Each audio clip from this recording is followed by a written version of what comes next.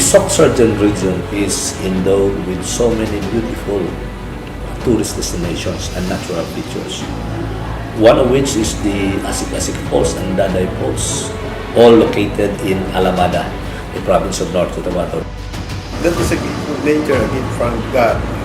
Asik Asik Falls and Daday Falls promote economic development within the area. It boosts the tourism industry in this municipality. One of the most majestic and very unique major source of water, also the habitat of the remaining flora and fauna that were observed. Asik Asik Falls is situated in Sitio Dulao, in Barangay Dado, in Alamada, Cotabato. It has many waterfalls cascading from towering cliffs. This towering cliff measures 60-meter high and 140-meter wide, covered by rocks and lush vegetation, mostly ferns and moss. This waterfall was discovered in 2010 after a series of forest fires and landslides that toppled trees and bamboo groves and destroyed a significant chunk of the forest that was hiding it. It brings municipality of Alamada famous worldwide. Naging known siya nationwide after it bagged an award in a national photography contest held in the Philippines in 2012. Spring of waters coming from side of the mountains, which is sometimes so impossible to have that. Hindi malaman kung saan siya nanggagaling dahil lumalabas lang siya from the cliff. Yung water niya talaga is alkaline and then really good for health. Presently, nagkakaroon ng geological sampling and mapping ng Asik Asik Falls ang Mines and Geosciences Bureau Region 12, wherein it is a part of their geological studies for the declaration of Asik Asik Falls as a National Geological Monument.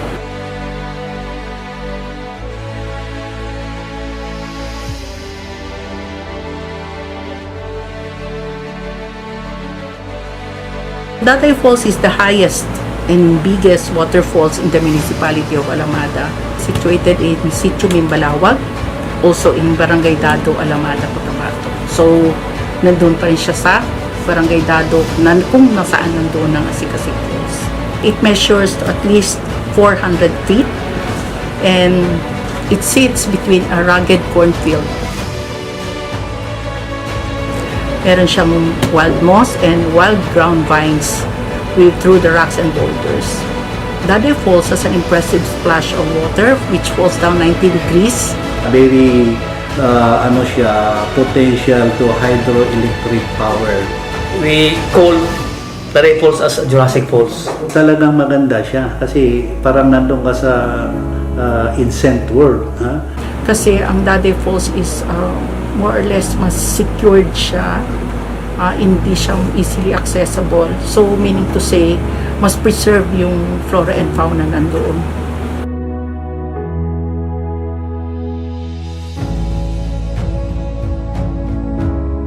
These natural features are situated within the Libuga River Water Forest Reserve, which is by virtue of Proclamation 563 by then President Corazon Aquino, which consists of 52,000 hectares more or less. And the intention of that proclamation is to conserve and protect the area. This proclamation is within the ambit of RA 7586, which is the NIMBAS Act. Waterfalls, ang source is ang ating forest. Huwag na huwag po natin sirain ang kabundukan natin. Kung marami pong kakahuyan, marami po tayong katubigan na magbibigay ng buhay. Because water is life. There are endangered, vulnerable, at saka nearly threatened na flora and fauna species. Ang concentration ng flora and fauna na na-survey is within Dado. When there is economic development within the area, there must also be environmental protection. Kung hindi natin paprotektahan yon, or if we cannot educate these people within the community, may hirapan yung environment. We have constant monitoring there of our enforcement officers. Basic talaga yung ginagawa namin tree planting activity every year. We provide high-value crops to farmers living within the falls para hindi sila magputol, hindi sila magkainin. We really do encouragement and reminding our visitors kahit sino to be responsible enough with our waste.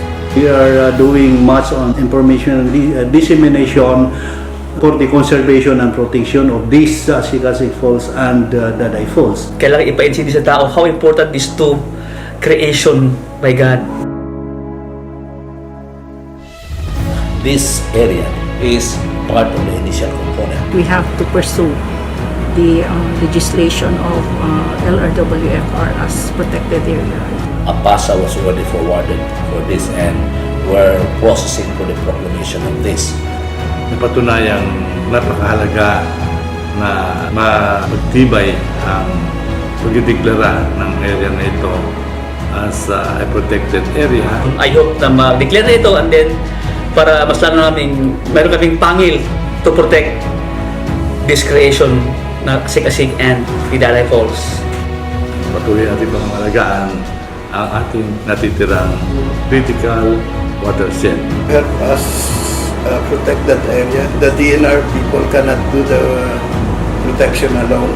We encourage everyone to help in our efforts in conserving this one. Ikaw, Ako, Tayo ang kalikasan. ikaw, ako, tayo ang kalikasan.